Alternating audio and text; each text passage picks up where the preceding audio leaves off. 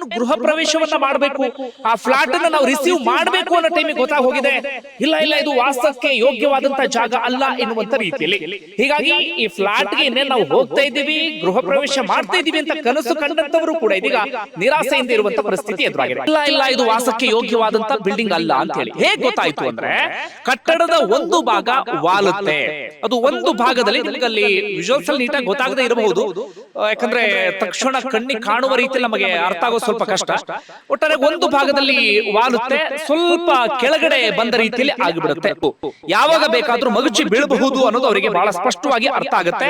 ಅದಾದ ನಂತರ ಅವರು ಇದನ್ನ ಜಿಬಿಎ ಗಮನಕ್ಕೆ ತರುವಂತ ಕೆಲಸವನ್ನ ಮಾಡ್ತಾರೆ. ಬಂಧುಗಳೇ ನಮಸ್ಕಾರ, ಹೇಗಿದ್ರಿ ನೀವೆಲ್ಲರೂ? ನಾನು ಸುಬ್ರಹ್ಮಣ್ಯ ಎಸ್ ಹಂಡಿಗೆ. ಬಂಧುಗಳೇ, ಒಂದು ಸಣ್ಣ ಎಡವಟ್ಟು ಏನೆಲ್ಲ ಮಾಡಿಬಿಡುತ್ತೆ ಅನ್ನೋದಕ್ಕೆ ನಾನೀಗ ನಿಮ್ಮ ಮುಂದೆ ವಿವರಿಸುವಂತ ಈ ಸ್ಟೋರಿಯ ಸಾಕ್ಷಿ ಇದು.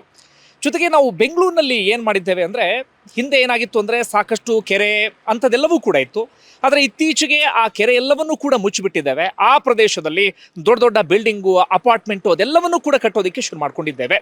ಆದರೆ ಏನಾಗ್ಬಿಡುತ್ತೆ, ಕೆರೆ ಇದ್ದಂಥ ಜಾಗದಲ್ಲಿ ಅಪಾರ್ಟ್ಮೆಂಟು, ಬಿಲ್ಡಿಂಗನ್ನು ಕಟ್ಟಿದಂಥ ಸಂದರ್ಭದಲ್ಲಿ ಒಂದಷ್ಟು ಎಡವಟ್ಟು ಕೂಡ ಆಗುತ್ತೆ. ಅದಕ್ಕೂ ಕೂಡ ಇದು ಉದಾಹರಣೆ ಅಂದರೂ ಕೂಡ ತಪ್ಪಾಗಲಿಕ್ಕಿಲ್ಲ. ಹಾಗಾದರೆ ಏನಿದು ಅನ್ನೋದನ್ನು ವಿವರಿಸ್ತಾ ಹೋಗ್ತೀನಿ. ಬಂಧುಗಳೇ, ಬರೋಬ್ಬರಿ 18 ಅಂತಸ್ತಿನ ಕಟ್ಟಡ ಇದು, 49 ಫ್ಲಾಟ್ ಇದೆ. ಆದರೆ ಇದೀಗ ಕಂಪ್ಲೀಟ್ ಆಗಿ ಇದನ್ನ ಡೆಮಾಲಿಷ್ ಮಾಡುವಂಥ ಪರಿಸ್ಥಿತಿ, ಅಂದರೆ ಕಟ್ಟಿದಂಥ ಇಷ್ಟು ದೊಡ್ಡದಾಗಿರುವಂಥ ಬಿಲ್ಡಿಂಗನ್ನು ಇದೀಗ ಸಂಪೂರ್ಣವಾಗಿ ಕೆಳಗಡೆ ಉರುಳಿಸುವಂಥ ಪರಿಸ್ಥಿತಿ ಎದುರಾಗಿ ಬಿಟ್ಟಿದೆ. ಅಂದರೆ ಲೆಕ್ಕ ಹಾಕಿ, ಅದು ಸಾಮಾನ್ಯವಾದಂಥ ವಿಚಾರವ? ಬೆಂಗಳೂರಿನಲ್ಲಿ ನಡೀತಿರುವಂಥ ಅತಿ ದೊಡ್ಡ ಆಪರೇಷನ್ ಅಂತಲೂ ಕೂಡ ಕರೆಸಿಕೊಳ್ತಾ ಇದೆ. ಈಗ ಸಹಜವಾಗಿ ಇರುವಂಥ ಪ್ರಶ್ನೆ ಅಂದರೆ, ಹಾಗಾದರೆ ಇದಕ್ಕೆ ಯಾರನ್ನ ದೂಷಿಸಬೇಕು? ಸ್ಥಳೀಯ ಆಡಳಿತವನ್ನು ದೂಷಿಸಬೇಕು, ಅಥವಾ ಈ ಬಿಲ್ಡರ್ಗಳು ಯಾರಿದ್ರು ಆ ಕಂಪನಿ SNN ರಾಜ್ ಕಂಪನಿ ಅಂತೇಳಿ ಅವರನ್ನ ದೂಷಿಸಬೇಕು, ಯಾರನ್ನ ಎನ್ನುವಂಥ ಪ್ರಶ್ನೆ.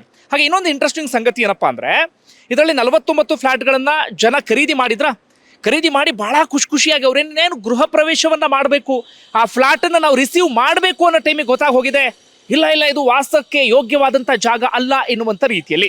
ಹೀಗಾಗಿ ಈ ಫ್ಲಾಟ್ಗೆ ಇನ್ನೇನು ನಾವು ಹೋಗ್ತಾ ಇದ್ದೀವಿ, ಗೃಹ ಪ್ರವೇಶ ಮಾಡ್ತಾ ಇದ್ದೀವಿ ಅಂತ ಕನಸು ಕಂಡಂಥವರು ಕೂಡ ಇದೀಗ ನಿರಾಸೆಯಿಂದ ಇರುವಂಥ ಪರಿಸ್ಥಿತಿ ಎದುರಾಗಿದೆ. ಎಲ್ಲಿ ಏನು ಎತ್ತ ಸ್ಥಳದಿಂದಲೇ ಗ್ರೌಂಡ್ ರಿಪೋರ್ಟನ್ನು ನಿಮ್ಮ ಮುಂದೆ ಇಟ್ಟು ಹೋಗ್ತೀನಿ. ಯಾಕಂದರೆ ಇದೊಂದು ಘಟನೆಯಿಂದ ಪಾಠ ಕಲಿಯೋದು ಸಾಕಷ್ಟಿದೆ. ಅದೇನೇನು ಅಂತ ಗಮನಿಸ್ತಾ ಹೋಗೋಣ. ಬಂಧುಗಳು, ಇದಿರೋದು ಕೂಡ್ಲು ಇದೆಯಲ್ಲ, ಈ ಹೊಸೂರು ರೋಡ್, ಆ ಭಾಗದಲ್ಲಿ ಇರುವಂಥ ಪ್ರದೇಶ ಇದು. ಹರಳೂರು ರಸ್ತೆ ಅಂತ ಹೇಳಿ ಕರಿತೀವಿ ನಾವಿಲ್ಲಿ, ಆ ಪ್ರದೇಶ ಇದು. ಇಲ್ಲಿ ಏನೇನಾಗಿದೆ ಎಡವಟ್ಟು ಅನ್ನೋದನ್ನು ಗಮನಿಸ್ತಾ ಹೋಗೋಣ. ಬಂಧುಗಳೇ, ಇದೊಂದು ಬಿಲ್ಡಿಂಗನ್ನು ನೀವು ಗಮನಿಸ್ತಾ ಇದ್ದೀರಿ. SNN ರಾಜ್ ಕಂಪನಿ ನಿರ್ಮಿಸಿರುವಂಥ ಬಿಲ್ಡಿಂಗ್ ಇದು. ಸುತ್ತಮುತ್ತ ಹೆಚ್ಚು ಕಡಿಮೆ ಒಂದು 15 ಟವರ್ಗಳಿದ್ದಾವೆ. ಈ ರೀತಿಯಾಗಿ ಒಂದು 15 ಟವರ್ಗಳಿದ್ದಾವೆ. ಉಳಿದಂಥ ಟವರ್ಗಳಲ್ಲಿ ಒಂದು 822 ಮಂದಿ ವಾಸವನ್ನು ಮಾಡ್ತಾ ಇದ್ದಾರೆ. ಇದು ವಿಂಗ್ 3 ಅಂತ ಹೇಳಿ ಇದನ್ನು ಕರಿತಾ ಇದ್ದಾರೆ ಅವರು. ಈ ವಿಂಗ್ 3ಯಲ್ಲಿ ಇದೀಗ 49 ಫ್ಲಾಟ್ಗಳು ಇದ್ದಾವೆ. ಈ ಫ್ಲಾಟನ್ನು ಕಂಪ್ಲೀಟ್ ಎಲ್ಲವನ್ನು ಕೂಡ ನಿರ್ಮಾಣ ಮಾಡಾಯಿತು, ಕನ್ಸ್ಟ್ರಕ್ಷನ್ ಎಲ್ಲವೂ ಕೂಡ ಕಂಪ್ಲೀಟ್ ಆಗೋಯ್ತು. ಎಲ್ಲ ಆಗಿ ಇನ್ನೇನು 49 ಫ್ಲಾಟ್ಗಳನ್ನು ಖರೀದಿ ಮಾಡಿ ಆಗಿತ್ತು. ಖರೀದಿದಾರರು ಅವ್ರಿಗೆ ಕೀ ಕೊಡಬೇಕು, ಅವರು ಗೃಹ ಪ್ರವೇಶವನ್ನು ಮಾಡಬೇಕು, ಅವ್ರಿಗೆ ಹಸ್ತಾಂತರ ಮಾಡಬೇಕು ಅನ್ನುವಂಥ ಸಂದರ್ಭದಲ್ಲಿ ಏನು ಮಾಡ್ತಾರೆ ಬಿಲ್ಡರ್ಸ್ಗಳು ಅಂದರೆ, ಒಂದು ವಾಟರ್ ಲೋಡ್ ಟೆಸ್ಟ್ ಅಂತ ಹೇಳಿ ಮಾಡ್ತಾರೆ. ಇದ್ರ ಬಗ್ಗೆ ಗೊತ್ತಿರೋರಿಗೆ ಭಾಳ ಚೆನ್ನಾಗಿ ಗೊತ್ತಿರುತ್ತೆ. ಎಲ್ಲ ಬಿಲ್ಡಿಂಗ್ಗಳಲ್ಲೂ ಕೂಡ ಮಾಡ್ತಾರೆ. ಅಂದರೆ ಈ ಬಿಲ್ಡಿಂಗಲ್ಲಿರುವಂಥ ಎಲ್ಲ ವಾಟರ್ ಟ್ಯಾಂಕ್ಗಳಿಗೂ ಕೂಡ ನೀರನ್ನು ತುಂಬಿ ಆ ಭಾರವನ್ನು ಹೊರುವಂಥ ಸಾಮರ್ಥ್ಯ ಇದೆಯಾ ಅಂತ ಹೇಳಿ ಟೆಸ್ಟ್ ಮಾಡ್ತಾರೆ. ಆಗ ಗೊತ್ತಾದಂಥ ವಿಚಾರ ಏನಪ್ಪ ಅಂದರೆ, ಇಲ್ಲ ಇಲ್ಲ ಇದು ವಾಸಕ್ಕೆ ಯೋಗ್ಯವಾದಂಥ ಬಿಲ್ಡಿಂಗ್ ಅಲ್ಲ ಅಂತೇಳಿ. ಹೇಗೆ ಗೊತ್ತಾಯಿತು ಅಂದರೆ, ಕಟ್ಟಡದ ಒಂದು ಭಾಗ ವಾಲುತ್ತೆ, ಅದು ಒಂದು ಭಾಗದಲ್ಲಿ ನಿಮಗಲ್ಲಿ ವಿಜುವಲ್ಸಲ್ಲಿ ನೀಟಾಗಿ ಗೊತ್ತಾಗದೇ ಇರಬಹುದು, ಯಾಕಂದರೆ ತಕ್ಷಣ ಕಣ್ಣಿಗೆ ಕಾಣುವ ರೀತಿಯಲ್ಲಿ ನಮಗೆ ಅರ್ಥ ಆಗೋದು ಸ್ವಲ್ಪ ಕಷ್ಟ. ಒಟ್ಟಾರೆ ಒಂದು ಭಾಗದಲ್ಲಿ ವಾಲುತ್ತೆ, ಸ್ವಲ್ಪ ಕೆಳಗಡೆ ಬಂದ ರೀತಿಯಲ್ಲಿ ಆಗಿಬಿಡುತ್ತೆ ವಾಟರ್ ಲೋಡ್ ಟೆಸ್ಟನ್ನು ಮಾಡಿದಂಥ ಸಂದರ್ಭದಲ್ಲಿ. ಆಗ ತಕ್ಷಣವೇ ಈ ಬಿಲ್ಡರ್ಸ್ಗಳು ಏನು ಮಾಡ್ತಾರೆ, ಅಥವಾ ಈ ಬಿಲ್ಡಿಂಗನ್ನು ಕಟ್ಟಿದಂಥ ಕಂಪ್ನಿಯವ್ರು ಏನು ಮಾಡ್ತಾರೆ, ಇದನ್ನು ನಾವು ವಾಸಕ್ಕೇನಾದರೂ ಅವಕಾಶವನ್ನು ಮಾಡಿಕೊಟ್ಟು ಬಿಟ್ಟರೆ ಇನ್ನೊಂದು 5-6 ವರ್ಷದಲ್ಲಿ ಯಾವಾಗ ಬೇಕಾದರೂ ಈ ಬಿಲ್ಡಿಂಗ್ ಕೆಳಗಡೆ ಕುಸಿದು ಬೀಳಬಹುದು, ಯಾವಾಗ ಬೇಕಾದರೂ ಮಗುಚಿ ಬೀಳಬಹುದು ಅನ್ನೋದು ಅವರಿಗೆ ಬಹಳ ಸ್ಪಷ್ಟವಾಗಿ ಅರ್ಥ ಆಗುತ್ತೆ. ಅದಾದ ನಂತರ ಅವರು ಇದನ್ನು GBA ಗಮನಕ್ಕೆ ತರುವಂಥ ಕೆಲಸವನ್ನು ಮಾಡ್ತಾರೆ. ಇನ್ನೊಂದು ಇಂಟ್ರೆಸ್ಟಿಂಗ್ ವಿಚಾರ ಏನಪ್ಪ ಅಂದರೆ, GBA ಇವರಿಗೆ ಆಕ್ಯುಪೆನ್ಸಿ ಸರ್ಟಿಫಿಕೇಟ್ ಅಥವಾ ವಾಸ ಯೋಗ್ಯವಾದಂಥ ಸರ್ಟಿಫಿಕೇಟ್, OC ಅಂತ ಏನು ಕರಿತೀವಿ, OC ಸರ್ಟಿಫಿಕೇಟ್ ಅಂತ ಏನು ಕರಿತೀವಿ, ಅದನ್ನು ಕೊಟ್ಟು ಹೆಚ್ಚು ಕಡಿಮೆ ಒಂದು 3 ತಿಂಗಳಾಗಿತ್ತು. ಏಪ್ರಿಲ್ 24ಕ್ಕೋ ಏಪ್ರಿಲ್ 25ನೇ ತಾರೀಕಿನಂದು ಏನೋ ಕೊಟ್ಟಿದ್ದವರು. ಆದರೆ ಆ ವಾಸ ಯೋಗ್ಯ ಸರ್ಟಿಫಿಕೇಟನ್ನು ಕೊಟ್ಟು ಕೇವಲ 3 ತಿಂಗಳಿಗೆ ಗೊತ್ತಾದಂಥ ವಿಚಾರ ಏನಪ್ಪ ಅಂದರೆ, ಈಗ ಇಲ್ಲ ಈ ಬಿಲ್ಡಿಂಗ್ ವಾಸಕ್ಕೆ ಯೋಗ್ಯವಾದಂಥ ಬಿಲ್ಡಿಂಗ್ ಅಲ್ಲ, ಯಾವಾಗ ಬೇಕಾದರೂ ಕೊಲ್ಯಾಪ್ಸ್ ಆಗಬಹುದು ಎನ್ನುವಂಥ ವಿಚಾರ. ಹೀಗಾಗಿ ಈ ಬಿಲ್ಡರ್ಸ್ಗಳು ಏನು ಮಾಡ್ತಾರೆ, ಈ ವಿಚಾರವನ್ನು GBA ಗಮನಕ್ಕೆ ತರ್ತಾರೆ, ಹೀಗೀಗಾಗಿದೆ ನೋಡಿ ಅಂತ ಹೇಳಿ. ಇಲ್ಲಿ ಸಹಜವಾಗಿ ಮೂಡುವಂತ ಪ್ರಶ್ನೆ ಏನಪ್ಪಾ ಅಂದ್ರೆ, ಈ GBA ಇಂದ ಯಾಕೆ ಸರ್ಟಿಫಿಕೇಟ್ ಅನ್ನ ತೆಗೆದುಕೊಳ್ತಾರೆ ಅಂದ್ರೆ ಸ್ಥಳೀಯ ಆಡಳಿತದಿಂದ ಇದು ವಾಸಕ್ಕೆ ಯೋಗ್ಯವಾದಂತ ಬಿಲ್ಡಿಂಗ್ ಅಂತ ಕನ್ಫರ್ಮ್ ಮಾಡುವಂತ ಉದ್ದೇಶದಿಂದ. ಈಗ GBA ಆ ಸರ್ಟಿಫಿಕೇಟ್ ಅನ್ನ ಕೊಟ್ಟ ನಂತರವೂ ಕೂಡ ಇದು ವಾಸಕ್ಕೆ ಯೋಗ್ಯ ಅಲ್ಲ ಅಂತ ಒಂದು ವಿಚಾರ ಗೊತ್ತಾಗುತ್ತೆ ಅಂತಂದ್ರೆ, ಆ GBAನ ಆ ಸರ್ಟಿಫಿಕೇಟ್ಗೆ ಬೆಲೆ ಏನಿದೆ ಅಥವಾ ಸರ್ಟಿಫಿಕೇಟ್ಗೆ ಅರ್ಥ ಏನಿದೆ ಅಂತ ನಮ್ಮಲ್ಲಿ ಯಾವ ರೀತಿಯಂತ ಟೆಕ್ನಾಲಜಿಯನ್ನು ನಾವು ಅಳವಡಿಸ್ಕೊಳ್ತಾ ಇದ್ದ ಎಕ್ಸ್ಪ್ಲೇನ್ ಮಾಡ್ತಾ ಹೋಗ್ತೀನಿ ಮುಂದೆ ಅದು ಏನೇನು ಅಂತ ಹೇಳಿ. ಇದೇ ಸಹಜವಾಗಿ ಮೂಡುವಂತಹ ಪ್ರಶ್ನೆ ಇದು. ಬಂಧುಗಳೇ, ಇಲ್ಲಿ ಮತ್ತೊಮ್ಮೆ ನೀವು ನೀಟಾಗಿ ಅರ್ಥ ಮಾಡ್ಕೊಳ್ಳಿ, ಯಾಕೆ GBA ಇಂದ ನಾವು ಸರ್ಟಿಫಿಕೇಟ್ ತಗೊಳ್ಬೇಕು, ಯಾಕೆ GBA ಒಂದು ಪ್ರಮಾಣ ಪತ್ರವನ್ನು ಕೊಡಬೇಕು ಅಂತಾದ್ರೆ, ಸ್ಥಳೀಯ ಆಡಳಿತ ಒಂದು ಅನುಮೋದನೆಯನ್ನ ಕೊಡಬೇಕು ಇದಕ್ಕೆ. ಓಕೆ, ಇಲ್ಲಿ ನೀವು ವಾಸ ಮಾಡಬಹುದು, ಯಾವುದೇ ರೀತಿಯಲ್ಲೂ ಕೂಡ ಸಮಸ್ಯೆ ಆಗೋದಿಲ್ಲ ಅಂತ ಹೇಳಿ. ಆದ್ರೆ ಆ ಸರ್ಟಿಫಿಕೇಟ್ ಕೊಟ್ಟ ಆದ ಬಳಿಕವೂ ಕೂಡ ಇದು ವಾಸಕ್ಕೆ ಯೋಗ್ಯವಾದಂತ ಬಿಲ್ಡಿಂಗ್ ಅಲ್ಲ ಅನ್ನುವಂಥ ವಿಚಾರ ಗೊತ್ತಾಗುತ್ತೆ ಅಂದ್ರೆ, ಹಾಗಾದ್ರೆ ಆ ಸರ್ಟಿಫಿಕೇಟಿಗೆ ಏನು ಅರ್ಥ, ಏನು ಬೆಲೆ ಬರುತ್ತೆ ಹೇಳಿ. ಹಾಗಾದ್ರೆ ಈಗ ಬೆಂಗಳೂರಲ್ಲಿ ಹಿಂದೆನೂ ಕೂಡ ಸಾಕಷ್ಟು ಕಟ್ಟಡಗಳು ವಾಲ್ಕೊಂಡಿದ್ದು ಅಥವಾ ಬಿರುಕು ಬಂದಿದ್ದು ಇಂತಹ ಸಾಕಷ್ಟು ಉದಾಹರಣೆಗಳಿತ್ತು.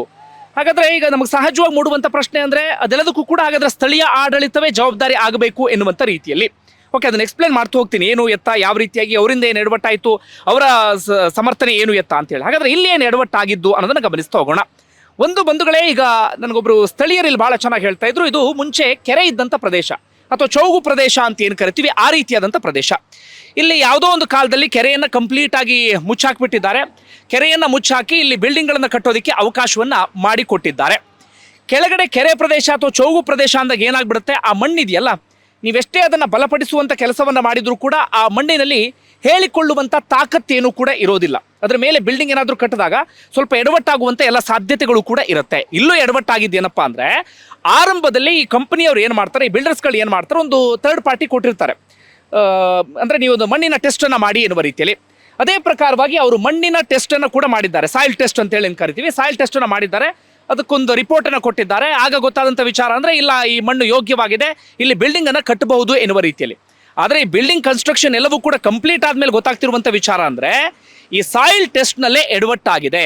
ಸಾಯಿಲ್ ಟೆಸ್ಟ್ ಮಾಡಿದಂಥ ಕಂಪನಿಯೇ ಎಡವಟ್ಟನ್ನು ಮಾಡಿದೆ.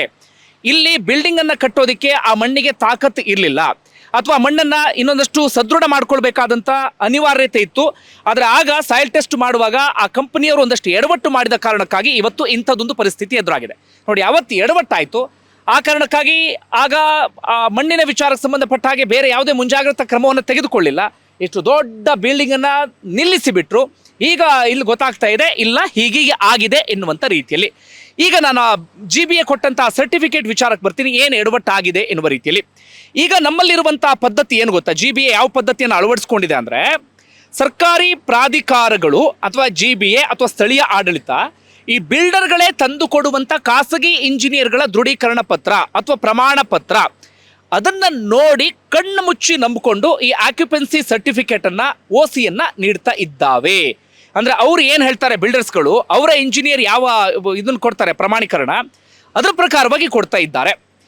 ಈಗ ಏನಾಗಬೇಕಿತ್ತು ನನ್ನ ಪ್ರಕಾರ ಅಂದರೆ, ಇಷ್ಟು ದೊಡ್ಡ 18 ಮಹಡಿಯ ಈ ಎತ್ತರದ ಕಟ್ಟಡ ಅಲ್ಲ, ಈ OC ಕೊಡುವಂಥ ಸಂದರ್ಭದಲ್ಲಿ ಸರ್ಕಾರದ ಕಡೆಯಿಂದ ಸ್ವತಂತ್ರವಾಗಿ ಸ್ಟ್ರಕ್ಚರಲ್ ಆಡಿಟ್ ಅಥವಾ ತಳಪಾಯದ ಭದ್ರತೆಯನ್ನು ಸ್ಥಳದಲ್ಲೇ ತಾಂತ್ರಿಕವಾಗಿ ತಪಾಸಣೆ ಮಾಡುವಂಥ ಒಂದು ಗಟ್ಟಿಯಾದಂಥ ವ್ಯವಸ್ಥೆ ಅಥವಾ ಪರಿಣಿತ ಸಿಬ್ಬಂದಿ ಇರಬೇಕಾಗಿತ್ತು. ಆದರೆ ಈಗ GBA ಏನು ಹೇಳ್ತಾ ಇದೆ, ನಾವು ಅಳವಡಿಸ್ಕೊಂಡಿರುವಂಥ ಪದ್ಧತಿ ಬಿಲ್ಡರ್ಗಳು ತಂದು ಕೊಡುವಂಥ ದೃಢೀಕರಣ ಪತ್ರದ ಆಧಾರದ ಮೇಲೆ ನಾವು ಆಕ್ಯುಪೆನ್ಸಿ ಸರ್ಟಿಫಿಕೇಟ್ ಕೊಡ್ತಾ ಇದ್ದೇವೆ. ನಮ್ಮಲ್ಲಿ ಸ್ಟ್ರಕ್ಚರಲ್ ಆಡಿಟ್ ಅಥವಾ ತಳಪಾಯದ ಭದ್ರತೆಯನ್ನ ಸ್ಥಳದಲ್ಲೇ ತಾಂತ್ರಿಕವಾಗಿ ತಪಾಸಣೆ ಮಾಡುವಂತ ಯಾವುದೇ ಗಟ್ಟಿಯಾದ ವ್ಯವಸ್ಥೆ ಆಗಲಿ ಅಥವಾ ಪರಿಣಿತ ಸಿಬ್ಬಂದಿ ಆಗಲಿ ಇಲ್ಲ ಅಂತೇಳಿ ಇದು GBA ಹೇಳ್ತಾ ಇದೆ. ನನ್ನ ಪ್ರಕಾರ ಇದು ಒಂದು ವ್ಯವಸ್ಥೆಯ ಬಹುದೊಡ್ಡ ವೈಫಲ್ಯ ಅಂದ್ರೂ ಕೂಡ ತಪ್ಪಾಗ್ಲಿಕ್ಕಿಲ್ಲ. ಇದು ಸ್ವಲ್ಪ ಸೀರಿಯಸ್ ಆಗಿ ಯೋಚನೆಯನ್ನ ಮಾಡಬೇಕಾಗಿದೆ. ಈಗ ಆಕ್ಯುಪೆನ್ಸಿ ಸರ್ಟಿಫಿಕೇಟ್ ಕೊಡುವಾಗ ಅವರು ಸ್ಥಳಕ್ಕೆ ಬರೋದಿಲ್ಲ, ಪರಿಶೀಲನೆಯನ್ನ ಮಾಡೋದಿಲ್ಲ, ಅವ್ರ ಕಡೆಯಿಂದ ಪರಿಣಿತ ತಜ್ಞರು ಯಾರೂ ಇರೋದಿಲ್ಲ, ಅವ್ರ ಹತ್ರ ಅದಕ್ಕೆ ಬೇಕಾದಂಥ ಒಂದು ಗಟ್ಟಿಯಾದಂಥ ವ್ಯವಸ್ಥೆ ಇಲ್ಲ ಅಂದರೆ ಏನರ್ಥ ಹೇಳಿ? ಅವಾಗ ಈ ಆಕ್ಯುಪೆನ್ಸಿ ಸರ್ಟಿಫಿಕೇಟ್ಗೆ ಏನು ಬೆಲೆ ಬರುತ್ತೆ? ಸದ್ಯ ಆಕ್ಯುಪೆನ್ಸಿ ಸರ್ಟಿಫಿಕೇಟ್ ಯಾವ ಆಧಾರದ ಮೇಲೆ ಕೊಡ್ತಾ ಇದ್ದಾರೆ ಅಂದರೆ, ಅವರು ಪರ್ಮಿಷನ್ ಏನು ಕೊಟ್ಟಿದ್ರು, ಬರೀ ಅಷ್ಟೇ ಎತ್ತರದಲ್ಲಿದೆಯಾ, ಅಷ್ಟೇ ಜಾಗದಲ್ಲಿ ಮಾಡಿದ್ದಾರಾ, ಅದೇ ಪ್ರಕಾರವಾಗಿ ಮಾಡಿದ್ದಾರಾ, ಅಷ್ಟನ್ನು ಮಾತ್ರ ನೋಡ್ತಿದ್ದಾರೆ. ಬಿಟ್ಟರೆ ಇದು ನಿಜವಾಗ್ಲೂ ವಾಸಕ್ಕೆ ಯೋಗ್ಯವಾಗಿದೆಯಾ, ತಳಪಾಯ ಏನಾದರೂ ಗಟ್ಟಿಯಾಗಿ ಇದೆಯಾ, ಸ್ಟ್ರಕ್ಚರ್ ವಿನ್ಯಾಸ ಅದು ನೀಟಾಗಿ ಇದೆಯಾ, ಅಂದರೆ ಭದ್ರವಾಗಿದೆಯಾ, ಅದರ ಬಗ್ಗೆ ಯಾವುದೇ ರೀತಿಯಲ್ಲೂ ಕೂಡ ಸರಿಯಾದ ರೀತಿಯಲ್ಲಿ ಪರಿಶೀಲನೆ ಆಗ್ತಾ ಇಲ್ಲ. ಮೊದಲು ಆಗಬೇಕಾಗಿದ್ದು ಅದು. ನನ್ನ ಪ್ರಕಾರ ಅದನ್ನು ಆದಷ್ಟು ಬೇಗ ಸರಿಪಡಿಸಿಕೊಳ್ಳಬೇಕಾಗಿದೆ. ಇಲ್ಲ ಅಂತಾದರೆ ಮುಂದೆ ಇಂತಹ ಸಾಕಷ್ಟು ಅನಾಹುತಗಳಾಗುವಂಥ ಸಾಧ್ಯತೆ ಇರುತ್ತೆ. ಓಕೆ, ಈಗ ಮುಂದೇನು ಅಂತ ಗಮನಿಸ್ತಾ ಹೋಗೋದಾದರೆ, ಈಗ ಬಿಲ್ಡರ್ಸ್ ಹೇಳ್ತಾ ಇದ್ದಾರೆ ಇದನ್ನು ಕಟ್ಟೋದಕ್ಕೆ ಒಂದು 4 ವರ್ಷ ಟೈಮನ್ನು ತೆಗೆದುಕೊಂಡಿದ್ರಂತೆ. ಈಗ ಇದನ್ನು ಕಂಪ್ಲೀಟ್ ಆಗಿ ಡೆಮಾಲಿಷ್ ಮಾಡ್ತಾ ಇದ್ದಾರೆ. ಡೆಮಾಲಿಷ್ ಮಾಡಿ ಹೊಸದಾಗಿ ಇನ್ನು 2 ವರ್ಷದಲ್ಲಿ ನಿರ್ಮಾಣ ಕಾರ್ಯವನ್ನ ಮುಗಿಸಿ ಕೊಡ್ತಾರಂತೆ. ಹಾಗಾದ್ರೆ ಖರೀದಿದಾರರ ಕತೆ ಏನು? ಈಗಾಗಲೇ ಖರೀದಿ ಮಾಡಿದಂಥವ್ರು ಒಟ್ಟು 49 ಕುಟುಂಬಗಳು ಇದನ್ನು ಖರೀದಿ ಮಾಡಿದ್ವು, 49 ಫ್ಲಾಟ್ಗಳನ್ನು. ಅವ್ರಿಗೆ ಈಗ ಪಾಪ ಕನಸನ್ನು ಕಂಡಿದ್ರು, ಎಲ್ಲೆಲ್ಲೋ ಲೋನ್ ಮಾಡ್ಕೊಂಡಿರ್ತಾರೆ, EMI ಕಟ್ತಾ ಇರ್ತಾರೆ, ಪಾಪ ಎಲ್ಲೆಲ್ಲಿಂದಲೋ ದುಡ್ಡನ್ನು ಹೊಂದಿಸಿರ್ತಾರೆ, ಕನಸು ಕಂಡಿರ್ತಾರೆ, ಜೀವನ ಪೂರ್ತಿ ದುಡಿಮೆಯನ್ನು ಇದಕ್ಕೆ ತಂದು ಹಾಕಿರ್ತಾರೆ. ಇನ್ನೇನು ಮನೆಗೆ ಹೋದ್ವಿ ಅನ್ನೋ ಟೈಮಿಗೆ ಈ ಕನಸು ನುಚ್ಚು ನೂರಾಗ್ಬಿಟ್ಟಿದೆ. ಈಗ ಬೇರೆ ಕಡೆಗೆ ಅವರು ಬಾಡಿಗೆ ಕಟ್ಟುವಂಥ ಪರಿಸ್ಥಿತಿ ಎದುರಾಗ್ಬಿಟ್ಟಿದೆ. ಜೊತೆಗೆ ಇನ್ನು 2 ವರ್ಷಗಳ ಕಾಲ ಕನಸನ್ನು ಮುಂದೂಡುವಂಥ ಪರಿಸ್ಥಿತಿ ಎದುರಾಗಿದೆ. ಸಿಕ್ಕಿರುವಂಥ ಮಾಹಿತಿಯ ಪ್ರಕಾರ ಬಿಲ್ಡರ್ಸ್ ಹೇಳಿದ್ದಾರಂತೆ, ಒಂದು ರೇರಾ ಕಾಯ್ದೆ ಅಡಿಯಲ್ಲಿ ಅವ್ರಿಗೆ ಆಗಿರುವಂಥ ನಷ್ಟವನ್ನು ಬರ್ಸ್ಕೊಡ್ಬೇಕು. ಇನ್ನು 2 ವರ್ಷಕ್ಕೆ ಅವ್ರು ಬೇರೆ ಕಡೆ ಬಾಡಿಗೆ ಕಟ್ಟೋದು ಏನೋ ಅಂಥದ್ದೊಂದನ್ನು, ಇಲ್ಲ ನೀವು ವಾಪಸ್ ದುಡ್ಡು ಕೊಡ್ತೀವಿ ಅಂದರೆ ವಾಪಸ್ ಹಣವನ್ನು ತೆಗೆದುಕೊಳ್ಳಿ ಎನ್ನುವ ರೀತಿಯಲ್ಲೂ ಕೂಡ ಬಿಲ್ಡರ್ಸ್ಗಳು ಹೇಳಿದ್ದಾರಂತೆ. ಒಟ್ಟಾರೆಯಾಗಿ ಫ್ಲಾಟನ್ನು ಖರೀದಿ ಮಾಡಿದಂಥವರಿಗೆ ಸಹಜವಾಗಿ ಒಂದು ರೀತಿಯಲ್ಲಿ ನಿರಾಸೆ ಅಂಥದ್ದೆಲ್ಲವೂ ಕೂಡ ಆಗಿದೆ. ಈಗ ಡೆಮಾಲಿಷ್ ವಿಚಾರಕ್ಕೆ ಬರೋಣ. ಹೇಗೆ ಡೆಮಾಲಿಷ್ ಮಾಡ್ತಾರೆ? ನೀವು ಕೇರಳದ ಕೊಚ್ಚಿಯಲ್ಲಿ ಗಮನಿಸಿರ್ಬೋದು, ಮರಡು ಬಿಲ್ಡಿಂಗ್ ಡೆಮಾಲಿಷ್ ಅಂತೇಳಿ ಭಾಳ ಫೇಮಸ್ ಆಗಿತ್ತು ಆ ಸಂದರ್ಭದಲ್ಲಿ.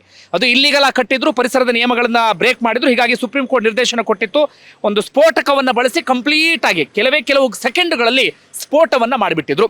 ಅಲ್ಲಿ ಹೆಚ್ಚಿನ ಸವಾಲು ಇರಲಿಲ್ಲ, ಯಾಕಂದ್ರೆ ಅಕ್ಕಪಕ್ಕ ಯಾವುದೇ ಬಿಲ್ಡಿಂಗ್ ಅಂಥದ್ದೇನೂ ಕೂಡ ಇರಲಿಲ್ಲ. ಆದರೆ ಇಲ್ಲಿ ನೋಡಿ, ಈಗ ಸವಾಲನ್ನು ನಿಮಗೆ ಒಂದೊಂದಾಗಿ ತೋರಿಸ್ತಾ ಹೋಗ್ತೇನೆ. ನೀವು ಇಲ್ಲಿ ನೋಡಿ, ಇದೊಂದು ಹೆಚ್ಚು ಕಡಿಮೆ ಎಷ್ಟಿರ್ಬೋದು ಅಂತರ ಅಲ್ಲಿಂದ ಅಲ್ಲಿಗೆ, ನೀವೇ ಕಣ್ಣಲ್ಲಿ ಅಂದಾಜು ಮಾಡಿ. ಒಂದು 100 ಮೀಟ್ರ್ ಇಲ್ಲ, ಇನ್ನೂ ಹತ್ತಿರದಲ್ಲಿದೆ. ಪಕ್ಕದಲ್ಲಿ ನೋಡಿ, ಇದೇ ಕಂಪನಿಯವರ ಬೇಕಾದಷ್ಟು ಟವರ್ಗಳೆಲ್ಲವೂ ಕೂಡ ಇದ್ದಾವೆ. ಅದು ಸುತ್ತಮುತ್ತ ಹೆಚ್ಚು ಕಡಿಮೆ ಒಂದು 822 ಜನ ವಾಸ ಮಾಡ್ತಾ ಇದ್ದಾರೆ. ಇದನ್ನು ಡೆಮಾಲಿಷ್ ಮಾಡೋ ಸಂದರ್ಭದಲ್ಲಿ ಸ್ವಲ್ಪ ಎಡವಟ್ಟಾದರೂ ಕೂಡ ಅವರ ಮೇಲೆ ಪರಿಣಾಮ ಬೀರುತ್ತೆ. ಅದು ಒಂದು ಕಡೆಯ. ನೀವು ಈ ಕಡೆ ಗಮನಿಸಿದ್ರೆ ನಿಮಗೆ ಇಲ್ಲಿ ಪಕ್ಕದಲ್ಲಿ ಒಂದು ಮನೆ ಇದೆ, ಈ ಕಡೆ ಒಂದು ಮನೆ ಇದೆ, ಇಲ್ಲಿ ಸುತ್ತಮುತ್ತ ಎಲ್ಲ ಕಡೆಗಳಲ್ಲೂ ಕೂಡ ಮನೆ ಇದೆ. ಇನ್ನೂ ಆತಂಕಕಾರಿ ವಿಚಾರ ಅಂದರೆ ಇದ್ರ ಎದುರುಗಡೆನೆ ಒಂದು ಕೇಂಬ್ರಿಡ್ಜ್ ಸ್ಕೂಲ್ ಇದೆ, ಅದ್ರ ಪಕ್ಕದಲ್ಲಿ NPS ಸ್ಕೂಲ್ ಕೂಡ ಇದೆ, ಅಕ್ಕಪಕ್ಕ ಸ್ಕೂಲ್ಗಳಿದ್ದಾವೆ, ಸುತ್ತಮುತ್ತ ಜನ ಓಡಾಡುವಂಥ ಪ್ರದೇಶ ಅದು. ಹೀಗಾಗಿ ಏನಾದರೂ ಸ್ವಲ್ಪ ಎಡವಟ್ಟು ಮಾಡಿದ್ರೂ ಕೂಡ ಏನು ಬೇಕಾದರೂ ಆಗುವಂಥ ಸಾಧ್ಯತೆ ಇರುತ್ತೆ. ಹೀಗಾಗಿ ಬಹಳ ಎಚ್ಚರಿಕೆಯಿಂದ ಈ ಬಿಲ್ಡಿಂಗ್ನ ಡೆಮಾಲಿಷ್ ಕಾರ್ಯ ಆಗಬೇಕಾಗತ್ತೆ. ಹಾಗಾದ್ರೆ ಯಾವ ತಂತ್ರಜ್ಞಾನವನ್ನು ಅನುಸರಿಸ್ಕೊಳ್ತಾ ಇದ್ದಾರೆ? ಸಿಕ್ಕಿರುವಂಥ ಮಾಹಿತಿಯ ಪ್ರಕಾರ ಡೈಮಂಡ್ ಕಟ್ ಅಂತ ಒಂದು ತಂತ್ರಜ್ಞಾನ ಅಂತೆ. ಅಂದರೆ ಕಂಪ್ಲೀಟ್ ಆಗಿ ಕಟ್ ಮಾಡಿ ಒಂದೊಂದೇ ಹಂತವನ್ನು ಕ್ರೇನ್ ಮೂಲಕ ಎತ್ತಿ ಬೇರೆ ಕಡೆ ಇಡುವಂಥ ಒಂದು ತಂತ್ರಜ್ಞಾನ, ಅದನ್ನು ಅಳವಡಿಸಿಕೊಳ್ತಾರಂತೆ. ಹಾಗಾದರೆ ಖರ್ಚು ವೆಚ್ಚ ಎಷ್ಟು? ಮಾಧ್ಯಮಗಳ ವರದಿಯ ಪ್ರಕಾರವಾಗಿ 200 ಕೋಟಿ ನಷ್ಟ ಎನ್ನುವಂಥ ಮಾತುಗಳು ಕೇಳಿ ಬರ್ತಾ ಇತ್ತು. ಅದಕ್ಕೆ ಸಂಬಂಧಪಟ್ಟಾಗ ನನ್ನ ಕ್ಲಾರಿಟಿ ಇಲ್ಲ. ನಾನು ಒಂದಷ್ಟು ಪರಿಣಿತರಿಂದ ಕೇಳಿದೆ, ಅವರು ಬೇರೆ ಬೇರೆ ಅಂದಾಜು ಲೆಕ್ಕವನ್ನು ಹೇಳ್ತಿದ್ದಾರೆ. ಅಂದರೆ ಈ ಜಾಗದ ರೇಟಿಂದ ಹಿಡಿದು ಈಗಿನ ಕನ್ಸ್ಟ್ರಕ್ಷನ್ಗೆ ಖರ್ಚಿಂದ ಹಿಡಿದು ಬೇರೆ ಬೇರೆ ಎಲ್ಲವನ್ನೂ ಕೂಡ ಲೆಕ್ಕ ಹಾಕಿ ಹೇಳ್ತಿದ್ದಾರೆ. ಮತ್ತು ರೀಕನ್ಸ್ಟ್ರಕ್ಟ್ ಮಾಡಬೇಕು, ಮತ್ತೊಮ್ಮೆ ಡೆಮಾಲಿಷ್ ಮಾಡೋದಕ್ಕೆ ಒಂದಷ್ಟು ಕೋಟಿ ಲೆಕ್ಕದಲ್ಲಿ ಖರ್ಚಾಗುತ್ತೆ. ನಿಮ್ಗೆ ಎಷ್ಟು ಅನಿಸ್ಬೋದು ಅಂದಾಜು ಇದಿಷ್ಟನ್ನು ಡೆಮಾಲಿಷ್ ಮಾಡೋದಕ್ಕೆ, ಅಥವಾ ಇಲ್ಲಿವರೆಗೆ ಕಟ್ಟಿರುವಂಥ ಖರ್ಚು, ಡೆಮಾಲಿಷ್ ಮಾಡುವ ಖರ್ಚು, ರೀಕನ್ಸ್ಟ್ರಕ್ಟ್ ಮಾಡುವಂಥ ಖರ್ಚು, ಒಟ್ಟಾರೆಯಾಗಿ ಬಿಲ್ಡರ್ಸ್ಗಳಿಗೆ ಅಥವಾ ಸಂಸ್ಥೆಗೆ ಎಷ್ಟು ನಷ್ಟ ಆಗಬಹುದು ಅನ್ನೋದನ್ನು ನೀವೇ ಲೆಕ್ಕ ಹಾಕಿ. ಇದರಿಂದ ಹಾಗಾದರೆ ಏನು ಪಾಠ, ಏನು ಎಚ್ಚರಿಕೆ ಗಂಟೆ ನಾವು ಕಲಿಬೇಕಾಗಿದ್ದೇನು? ಒಂದು ಜನ ಕೂಡ ಈಗ ಎಚ್ಚರಿಕೆಯಿಂದ ಇರಲೇಬೇಕಾಗುತ್ತೆ. ಅಂದರೆ ಮುಂಚೆ ನಾವು ಫ್ಲ್ಯಾಟ್ಗೆ ಹೋಗೋ ಸಂದರ್ಭದಲ್ಲಿ ಅಥವಾ ಅಪಾರ್ಟ್ಮೆಂಟ್ಗಳಿಗೆ ಹೋಗೋ ಸಂದರ್ಭದಲ್ಲಿ ಏನು ಮಾಡ್ತಿದ್ವಿ ಅಂದರೆ, ಈಗ GBA ಕಡೆಯಿಂದ ಇವರು OC ತೆಗೆದುಕೊಂಡು ಅಂದರೆ ಆಕ್ಯುಪೆನ್ಸಿ ಸರ್ಟಿಫಿಕೇಟ್ ತಗೊಂಡಿದ್ದಾರೆ ಅಂದರೆ ನಮಗೊಂದು ನಂಬಿಕೆ ಬರ್ತಾ ಇತ್ತು, ಆರಾಮಾಗಿ ಹೋಗ್ಬೋದಪ್ಪ ಎನ್ನುವ ರೀತಿಯಲ್ಲಿ. ಆದರೆ ಇಲ್ಲಿ GBA ಆಕ್ಯುಪೆನ್ಸಿ ಸರ್ಟಿಫಿಕೇಟನ್ನು ಕೊಟ್ಟು ಬರೀ 3 ತಿಂಗಳಿಗೆ ಇಂಥದ್ದೊಂದು ಎಡವಟ್ಟು ಆಗಿದೆ. ಹೀಗಾಗಿ GBA ಆಕ್ಯುಪೆನ್ಸಿ ಸರ್ಟಿಫಿಕೇಟಿಗೆ ಏನು ಬೆಲೆ ಅಂತೇಳಿ ಜನ ಇದೀಗ ಯೋಚನೆ ಮಾಡುವಂಥ ಪರಿಸ್ಥಿತಿ ಎದುರಾಗಿದೆ. ಯಾವುದೊಂದು ಫ್ಲಾಟ್ಗೆ ಹೋಗೋ ಸಂದರ್ಭದಲ್ಲಿ, ಅಪಾರ್ಟ್ಮೆಂಟ್ ಖರೀದಿ ಮಾಡೋ ಸಂದರ್ಭದಲ್ಲಿ ಸ್ವಲ್ಪ ಮಟ್ಟಿಗೆ ಯೋಚನೆ ಮಾಡಬೇಕಾಗಿದೆ. ಇನ್ನು ರಿಯಲ್ ಎಸ್ಟೇಟ್ ಬೆಂಗಳೂರಲ್ಲಿ ಗೊತ್ತಲ್ಲ ನಿಮಗೆ, ಬೂಮಲ್ಲಿದೆ. ರಿಯಲ್ ಎಸ್ಟೇಟ್ ಕಂಪನಿಗಳು ಅಥವಾ ಬಿಲ್ಡರ್ಸ್ಗಳು ಕೂಡ ಸ್ವಲ್ಪ ಮಟ್ಟಿಗೆ ಯೋಚನೆಯನ್ನು ಮಾಡಬೇಕು. ಮಣ್ಣು ಟೆಸ್ಟಿನ ಸಂದರ್ಭದಲ್ಲಿ ಅಥವಾ ಸ್ಟ್ರಕ್ಚರಲ್ ಬೇರೆ ಬೇರೆ ವಿಚಾರದಲ್ಲಿ ನೀವು ಸ್ವಲ್ಪ ಹೆಚ್ಚಿನ ಟೆಕ್ನಾಲಜಿಯನ್ನು ಅಳವಡಿಸ್ಕೊಳ್ಬೇಕಾಗುತ್ತೆ. ಯಾವುದೋ ಒಂದು ಕಂಪನಿ ಸಾಯಿಲ್ ಟೆಸ್ಟ್ ರಿಪೋರ್ಟನ್ನು ನಂಬಿಕೊಂಡು ನೀವು ಈಗ ಬಿಲ್ಡಿಂಗನ್ನು ಮೇಲೆ ಏಳಿಸುವಂಥ ಸ್ಥಿತಿಯಲ್ಲಿ ಇಲ್ಲ.